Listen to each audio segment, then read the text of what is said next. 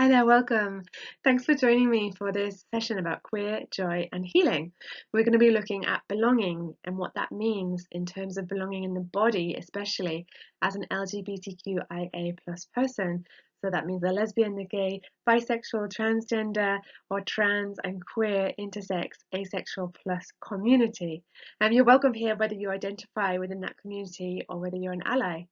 And my name is Mookaite Jasper. Most people call me Kite, and my pronouns are they, them. So I identify as non-binary, queer, and trans. I'm really excited to be here as part of Llewellyn's conference and also to be having a book coming out with them at the start of next year called Queer Yoga. This is a guide to wellness through inclusive and accessible yoga. So the sequences all feature chair sequences as well as mat sequences.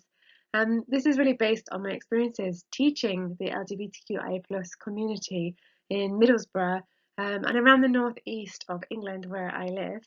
And so it's really drawn from the whole community as well. So let's get straight into it. Happy Pride Month, everybody. Here's the Progress Pride flag. There's lots of different flags within our community, but this is like quite an up-to-date flag that is often seen at Pride celebrations. And you can see here I've written in the meaning of each of the colours.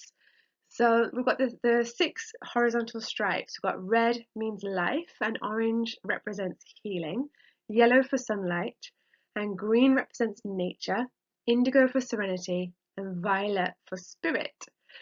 So in this presentation, we're going to go through each of these themes and see how that fits for us in terms of belonging in the body, what that means for healing and joy.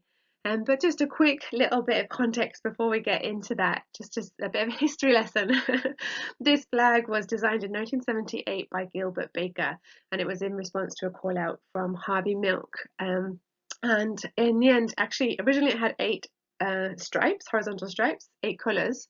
There was also hot pink and turquoise, and they got taken off for different reasons, but partly because of a fabric shortage. And so then we had the six horizontal stripes, and then later on, the chevrons were added. So we've got the black and brown chevrons to represent global majority people within the community, and then the blue, pink, and white for the trans community. And then the yellow with the purple circle is to represent the intersex community. So it's really important that those communities, their voices are amplified within the LGBTQI plus community. But today we're just focusing on the meaning of each of these rainbow colours, and these were the meanings that were designated by Gilbert Baker. So first, looking at red, this is supposed to represent life. So when I was thinking about life, and for me, there's always this kind of push-pull. So part of me sometimes wants to go and hide away in a cave. You can see here in the picture of the cave, that's a cave in the Peak District where I went hiking in the UK. And there's a kind of part of me that wants to just hide away there, which reminds me sometimes of like the Bhagavad Gita when Arjuna at the beginning says that he wants to just kind of run away from the fighting. And the other picture, the other photo you can see here, I took at a protest quite recently in York, in the UK. There was a Supreme Court ruling recently that was essentially very transphobic and has given a green light to a lot of transphobes and a lot of hate. So there's been a lot of protests happening. And there's this desire within me to engage with what's happening in the community, to be there on the streets protesting. And then also a big part of me that wants to run away. And so for me, my yoga practice is kind of the bridge between that internal landscape. So when I come to sit on my meditation cushion or on my chair, or I come to my yoga mat or to my chair, that's the kind of like space to come into that cave, metaphorically speaking, and connect with that inner light. And that gives me, I think, the strength sometimes and the courage to go out and then participate in activism. So it becomes this kind of bridge, much in the same way, I think, as the breath is a bridge, right, between our inner world and our outer world. So when we focus on pranayama, on breathing exercises and breathing techniques that helps us to connect our inner landscape with our outer world. And sometimes we know that when we're breathing in a certain way, it can tell us something about how we're feeling. There can be messages in the breath. And when we slow down and carve out time for these practices, then we can start to listen to these messages and start to turn towards our activism in the outer world with a deeper sense of connection to our inner landscape and to that more soulful place. So I put here, what does your own version of yoga look like? Because some of you might not be practicing yoga in a kind of traditional sense of what people think yoga looks like. But maybe you're really into cycling, for example, and that's what kind of gives you this space to go inside and be there for yourself. Like this kind of cave image that I put there, this kind of turning to the darkness within. Maybe that's what does it for you. Maybe it's some kind of craft that takes you into a flow state, like knitting or whatever it is that is your yoga. It's thinking about what does that mean for your inner world and your outer world, and how do we connect the two. So for me, I feel like my yoga practice is the practice that happens both on the mat and off the mat. And then when I bring my awareness to both things, then they can kind of inform each other. So if I'm bringing my awareness to what's happening in the outside world, I can have a better sense of what it is that I need within my kind of more formal yoga practice, as it were. But also vice versa, when I'm present on the mat or on the chair when I'm practicing, then I can also start to like impact the way that I'm turning up and showing up in the world and for my community as well. So the orange in the progress flag symbolizes healing, which is, a key part of what we're talking about today.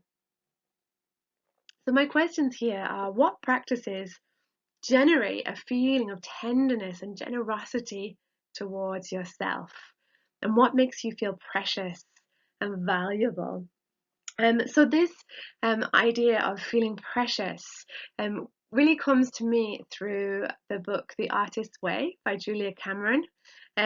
She talks about this phrase that there's like a task in there where you have to kind of design this phrase. And the phrase is, treating myself like a precious object will only make me stronger. And in a world where there's so much pressure to achieve, to do, to hurry, to be busy, rest is radical, and it's really like an act of resistance, especially for queer people. When we're under pressure, for example, to turn up, we're going out onto the streets, protesting, writing letters to our representatives in power.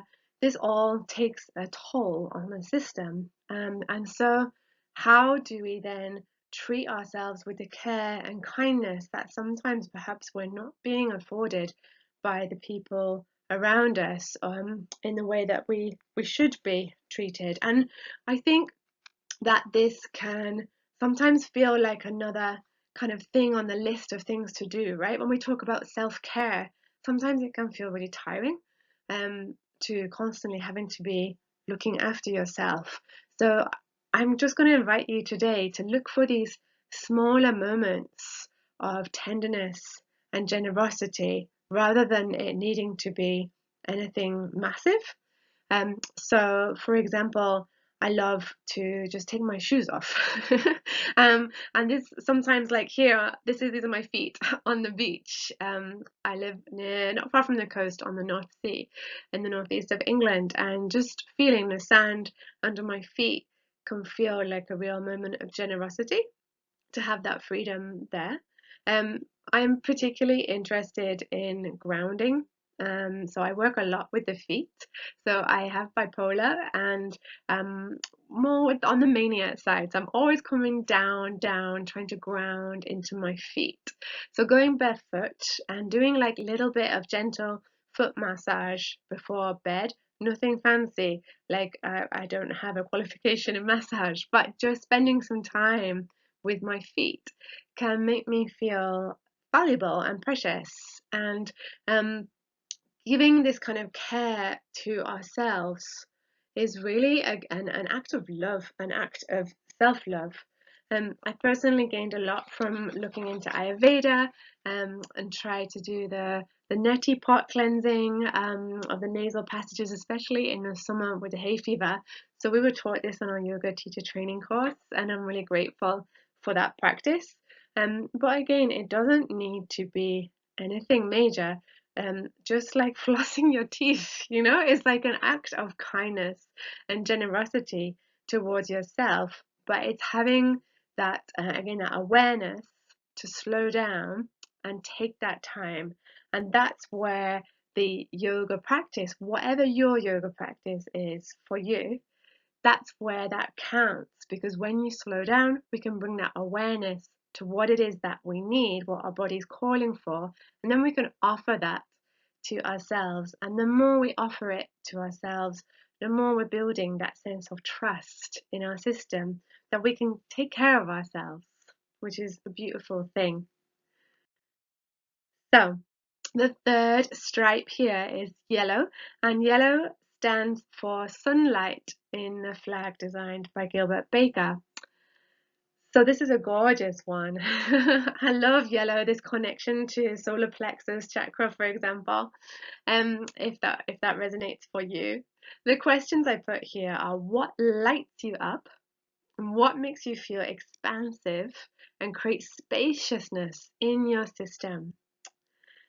So the photo here is a view looking out to the North Sea from up in the forest. It's over Gisborough, which is in North Yorkshire, not far from where we live. And it's just beautiful to get up high and then to have these kind of vistas. And maybe you can get that in a city centre as well. You can get up high in a building, or maybe from the top of a bus, anywhere where you can kind of expand your eye line. It's really easy to get bogged down. I think especially as a trans person, the climate isn't easy in the UK, and not in the States either right now. And when your community is hurting, the people you love are hurting, it's easy to get really bogged down in what's happening. So literally, like physically getting some space, as in like seeing like a big horizon, this really helps me to kind of almost physically like rise above it. But I think equally you can find this sense of it and spaciousness by going really small as well. So I quite like to use a little magnifying glass and look at like a leaf, for example, and just look at all the veins on the leaf. And this idea of getting like absorbed in the wonder of nature, even if it's a really tiny thing, that can create a sense of expansion, I think, as well, because it's sort of just taking us out of ourselves, out of our heads, out of like the immediate, and connecting us to something beyond. And that for me creates a sense of belonging, a belonging in nature, that you are part of all of this, a beautiful part, and that you belong here in nature. So you don't need access to like a forest path or a beach. Even, if there's just somewhere that has a leaf on a tree, just taking time to examine it can connect you to that sense of belonging in nature. And where we can find this sense of lighting up, this sunlight, that's what can help us to keep shining bright. Because the truth is that queer people shine bright when they're given the chance. Our community is full of artistic, creative people. Maybe you're sitting there like, well, actually, I'm not that creative or artistic. I bet you've got your own way that you shine. And the problem is that it's the systems around us, the layers of oppression, and the history, the context that isn't really that far behind us. If you think about history in terms of HIV/AIDS crisis, which was only the 80s and the 90s, and in the UK we had Section 28, which was also in the 80s, 90s, where it was forbidden for teachers in schools to talk about homosexuality. That's like within my lifetime. So we're really talking about recent history, and all of this can really bring us down and stop us from shining bright. So to kind of rise above all of that, we can keep all of that in mind, and that's part of our heritage and part of our collective history, but also find ways to fuel our light to keep shining bright, because the world needs you, and there are people coming after us who need your light to shine bright, to help them shine brighter too. So the fourth stripe here is green, which stands for nature, of course. And a good reminder that nature is queer. So there's all sorts of queer things in nature, things that are asexual, things that change sex, and we are part of nature. Being LGBTQIA plus is a natural thing, and that's contrary to some of the messages that we have historically been told or continue to be told. But we are a beautiful part of nature. Um, so I love looking at like the different parts of nature around. I'm really lucky to have friends who know much more about nature than I do, who have pointed interesting things out. And particularly, I was fascinated by these mushrooms growing up the side of an old tree trunk. When I look at something like this, not only does it take me out of my own head and bring me into the moment, but it connects me to the earth. It connects me to a sense of grounding, and it helps me to remember how abundant nature is, how beautiful and abundant, how quirky nature can be. Um, and it's bringing me into the body as well. So when I'm in nature, I really love to kind of focus on the sense of my feet on the ground, rooted into the earth, and even touching, the feeling of touch, the different textures around, placing hands on a tree. I'm really sensing that grounding energy from the tree. And lying down on the earth really helps me, and trying to breathe in and out through the back body. So literally imagining that whole imprint of my body on the floor, and inhaling through the back body and exhaling into the earth. And that helps to, again, bring me into my body, which I personally find really healing. And it just seems to cut out a lot of the noise. Um, it's obviously, as I was saying right at the beginning, with the red colour and this kind of tug of war, this balance between wanting to turn in and wanting to be engaged in the world. When we've been engaged in things like protests, there's this need then to kind of recalibrate and reset the system. And the best way for me, personally, is to come into nature and to be in my body in nature, focusing on the senses around me, the smells, the sounds of the birds.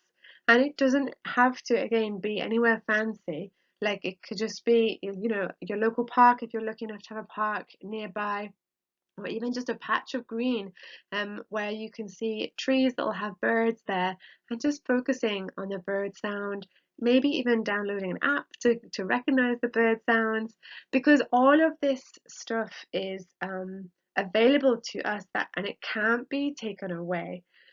We have seen a real loss of rights, especially in the UK. We've dropped down the rankings for LGBTQIA plus rights within Europe. We used to be first, and we've dropped right down the rankings. And so things are getting worse in this country.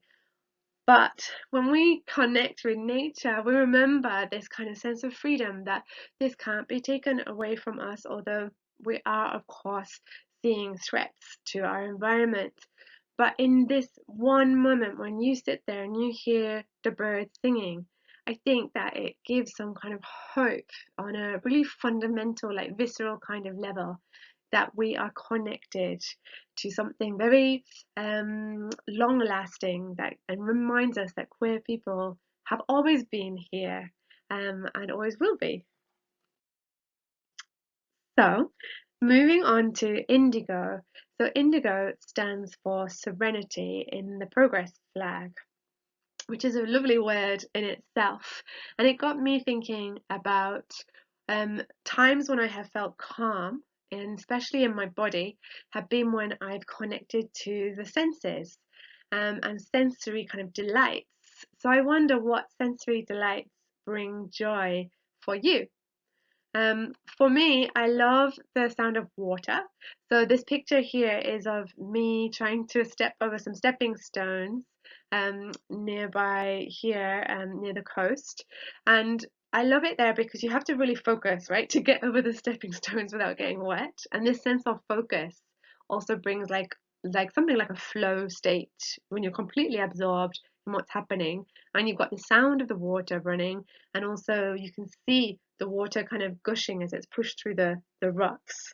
Um, so it's again coming back to this idea of it being free to enjoy the senses, and that we don't need to buy anything fancy, and that we already have that available to us. It could be like the sand under the feet that I already mentioned, or maybe pebbles under your feet, or grass. It could be that you enjoy listening to music, and maybe you want to just sit and listen to like a whole album, and take in all the different layers of the sound. Um, so I think it's about coming away from this idea of needing to be part of this capitalist society where we're constantly buying things to satisfy these urges and these cravings, and realizing what's already around us. And we'll all be in different contexts. I appreciate that. I used to live in the desert. I used to live in Dubai, where we didn't have so many trees.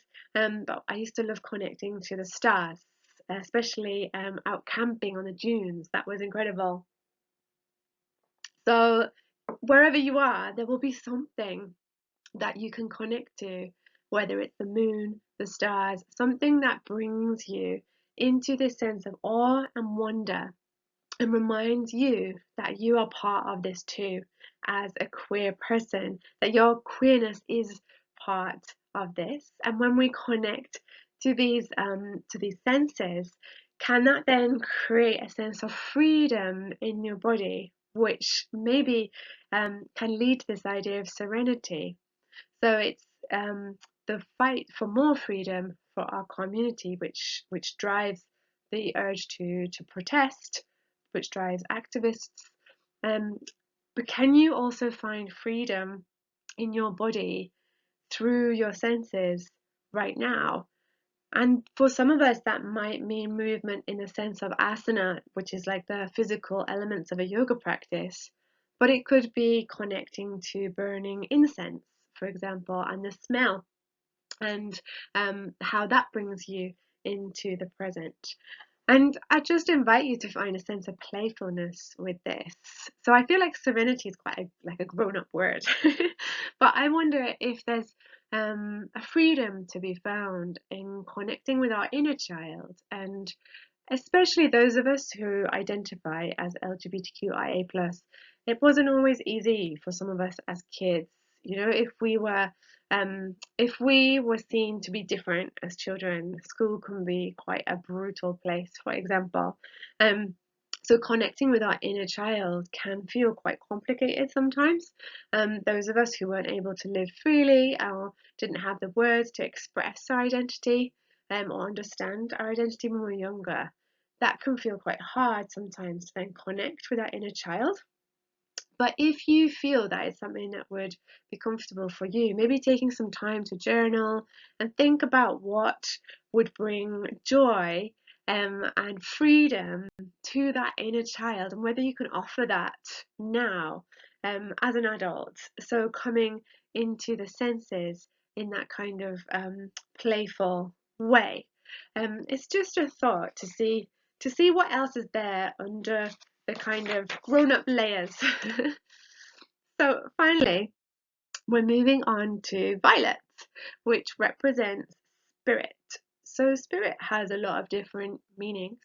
Um, for me personally, I connect this idea to my inner artist. And I just had to share with you this picture because it's so cute.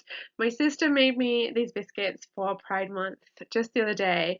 They were very delicious, but mainly I was very impressed with the decoration that she did with the icing. I'm not such a great baker, but I know people who find baking to be very creative, and it's something physical, right? Because you're using your hands, you're in the body, you're in the moment.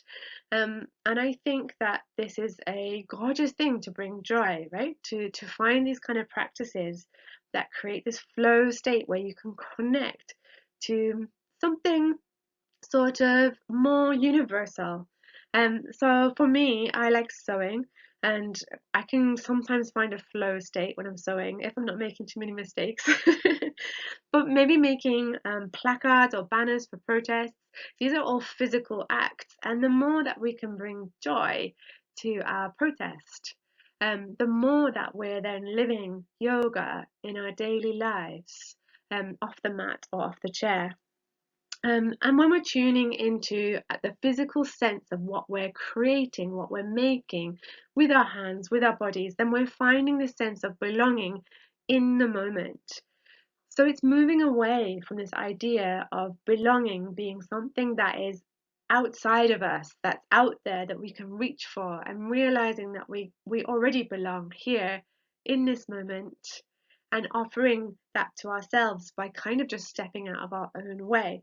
And sometimes creative practices can help us to do that when it sort of takes over you. It's almost like you're getting these downloads coming from somewhere else, like coming from the universe. I sometimes get that when I'm writing.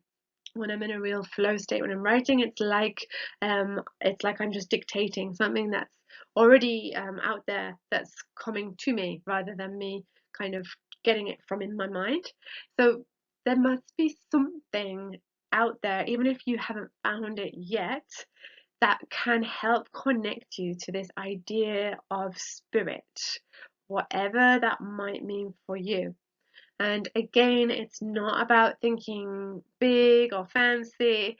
It's really about authenticity, about thinking about what truly makes you feel good and brings you into the moment and brings you joy. And if it's something that has an element of physicality to it, then that can also help you to create belonging in your body as well as kind of in your headspace or in your heart. And I have personally just always found that coming into the body is what has really helped to heal me. But obviously, you'll have your own journey. So just taking everything that I'm saying through your own filters and applying it to your own context in whatever way feels right for you. So on that note, I would love to hear your thoughts. It would be really lovely to hear what's working for you. So thank you so much for being here. So my email's on the screen there. It's mookaitejasper@gmail.com. Just drop me an email. Let me know. It'd be great to get the conversation started, and it would be lovely to see you over on my blog, Belong Belove, which is at mookaitejasper.com. So there's free resources on there like meditations, and again, just really nice to have the chance to kind of talk about these concepts with other people who are interested in taking yoga through an LGBTQIA plus lens. And otherwise, it'd be great to see you on Instagram or Blue Sky. I'm at Mookaite Jasper. Um, and when the book comes out, it would be lovely to hear your thoughts on any of the sequences that are in there, and to really get more of an understanding about the intersectional elements of the LGBTQI plus community. So, as I said, this book is really heavily informed by the disabled community who came along to the queer yoga classes that I was running in Middlesbrough. But it's all a learning journey, and it would be lovely to hear how these things land for you within your own unique experiences and your own unique set of intersecting identities. So thank you again so much, and happy Pride Month. I hope you have a beautifully restful and nourishing time to find healing and joy in your body. Thank you so much.